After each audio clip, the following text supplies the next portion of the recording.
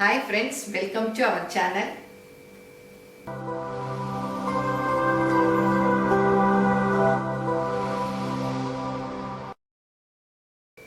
இன்னைக்கு பச்சை சுண்டக்காயை வச்சு குழம்பு எப்படி செய்யலான்னு பார்ப்போம். சுண்டக்காய் வந்து உடம்புக்கு ரொம்ப நல்லது, வயிற்றில் உள்ள பூச்சிகளை எல்லாம் அழிச்சிடும்.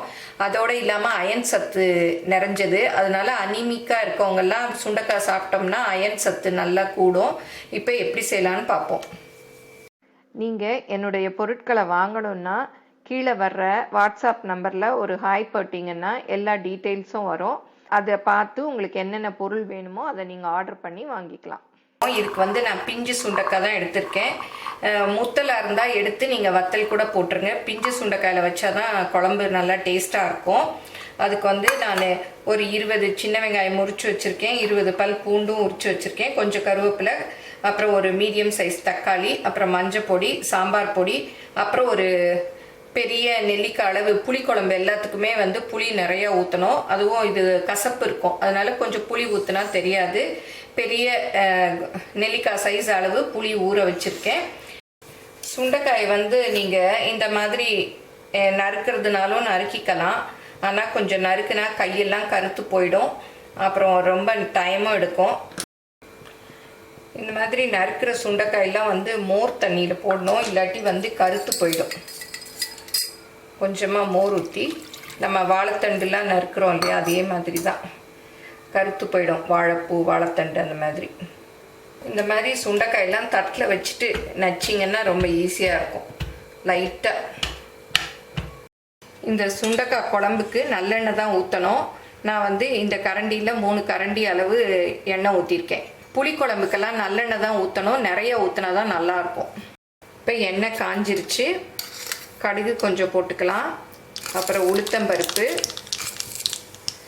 அப்புறம் சீரகம், அப்புறம் வெந்தயம்.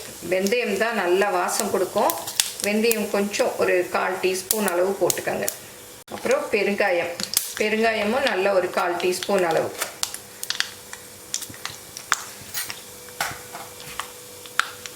இப்போ வந்து பூண்டு, இப்போ உரிச்சு வச்சுருக்கோம் இல்லையா, அந்த பூண்டு போட்டுடலாம். அப்புறம் சின்ன வெங்காயத்தையும் போட்டுடலாம், இந்த கருவேப்பிலையும் போட்டுடலாம். இப்போ இந்த சுண்டைக்காயும் எடுத்து போட்டுடலாம்.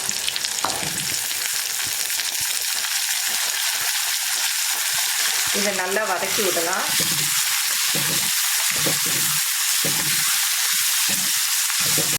இப்போ நல்லா வதங்கிடுச்சு. இந்த தக்காளியும் போட்டுக்கலாம். இப்போ இந்த குழம்புக்கு தேவையான சாம்பார் பொடி தான் போட போகிறேன். புளி குழம்புக்கெல்லாம் காரம் புளிப்பெல்லாம் தூக்கலாக இருந்தால் தான் நல்லாயிருக்கும். இப்போ வந்து 4 டேபிள் ஸ்பூன் அளவு போட்டிருக்கேன். அப்புறம் மஞ்சள் பொடி கொஞ்சம் போட்டுக்கலாம். சிலர் வந்து இந்த மசாலாவே வறுத்து அரைச்சி கூட பண்ணுவாங்க, அப்படி கூட பண்ணுறதுன்னா பண்ணலாம். இப்போ இதுக்கு இந்த குழம்புக்கு தேவையான உப்பு, இதை நல்லா அப்படியே மிக்ஸ் பண்ணி விடலாம். இந்த மாதிரி புளிக்குழம்பெல்லாம் கல் சட்டி, மண் சட்டிலெல்லாம் வச்சா சூப்பராக இருக்கும். இப்போ ஒரு பெரிய நெல்லிக்காய் அளவு புளி ஊற வச்சுருக்கேன் இல்லையா, அதை நல்லா கரைச்சி வச்சுருக்கேன். அந்த தண்ணி இதில் ஊற்றிடலாம்.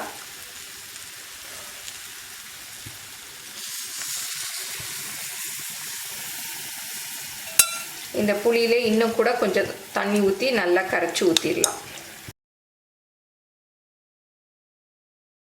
இப்போ நல்லா மிக்ஸ் பண்ணி விட்டுட்டு உப்பு, புளிப்பு, காரம் எல்லாம் போதுமான்னு பார்த்துடணும். பத்தலைன்னா போட்டுக்கலாம். இதில் வந்து சிலர் தேங்காய் அரைச்சி ஊற்றி குழம்பு வைப்பாங்க. நான் வந்து புளி குழம்புங்கிறதுனால 2 நாளைக்கு வச்சுக்கிறதுனால நான் வந்து தேங்காய் அரைச்சி ஊற்றலை. நீங்கள் அன்றைக்கே செலவு பண்ணிடுவீங்கன்னா தேங்காய் அரைச்சி ஊற்றிக்கலாம். ஏன்னா தேங்காய் அரைச்சி ஊற்றிட்டு மறுநாள் எல்லாம் வச்சு சாப்பிட்டா கெட்டு போயிடும். அதனால நான் தேங்காய் அரைச்சி ஊற்றலை. கொஞ்சம் குடிச்சு பார்த்தேன், உப்பு, புளிப்பு, காரம் எல்லாமே கரெக்டாக இருக்குது. இதை அப்படியே மூடி வேக விட்டுறலாம். நீங்கள் என்னுடைய பொருட்களை வாங்கணுன்னா கீழே வர்ற வாட்ஸ்அப் நம்பரில் ஒரு ஹாய் போட்டிங்கன்னா எல்லா டீட்டெயில்ஸும் வரும். அதை பார்த்து உங்களுக்கு என்னென்ன பொருள் வேணுமோ அதை நீங்கள் ஆர்டர் பண்ணி வாங்கிக்கலாம். எந்த புளிக்குழம்பு வச்சாலும் இறக்க போகிறச்ச ஒரு டேபிள் ஸ்பூன் அளவு நல்லெண்ணெய் ஊற்றி அப்படியே கொஞ்சம் கொதிக்க விட்டு இறக்குனா அந்த புளிக்குழம்பு ரொம்ப டேஸ்ட்டாக சூப்பராக இருக்கும். குழம்பு நல்லா கொதித்து எண்ணெய் பிரிஞ்சு வந்துருச்சு, இறக்க வேண்டியதான். நான் கொஞ்சமாக வெல்லம் இந்த பாருங்க 1 ஸ்பூன் அளவு சேர்த்துக்கிறேன். குழம்பு நல்லா டேஸ்ட்டாக இருக்கும். பாருங்கள் குழம்பு நல்லா திக்காக வந்துருச்சு, போதும், இறக்கிடலாம். இந்த சூட்லேயே வெல்லம் கரைஞ்சிரும். இது கல் சட்டிங்கிறதுனால நம்ம அடுப்பு ஆஃப் பண்ண பிறகும் ரொம்ப நேரம் நல்லா கொதிக்கும். பாருங்கள் யம்மியாக பச்சை சுண்டைக்காயை வச்சு ஒரு புளிக்குழம்பு ரெடி ஆயிடுச்சு.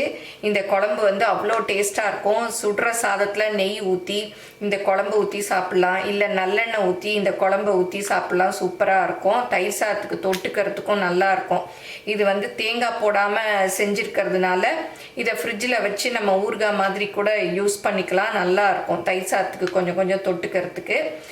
அப்புறம் இட்லி தோசை எல்லாத்துக்குமே இது ரொம்ப நல்லாயிருக்கும். இதை எல்லாரும் செஞ்சு பாருங்க, எப்படி வந்ததுன்னு உங்கள் கமெண்ட்ஸை சொல்லுங்க. இந்த வீடியோ உங்கள் எல்லாருக்கும் பிடிச்சிருக்குன்னு நினைக்கிறேன். பிடிச்சிருந்தா லைக் பண்ணுங்க, மறக்காம சப்ஸ்கிரைப் பண்ணுங்க, உங்கள் ஃப்ரெண்ட்ஸுக்கும் ஷேர் பண்ணுங்க, ஃபேஸ்புக் இன்ஸ்டாகிராமில் ஃபாலோ பண்ணுங்க. தேங்க்யூ.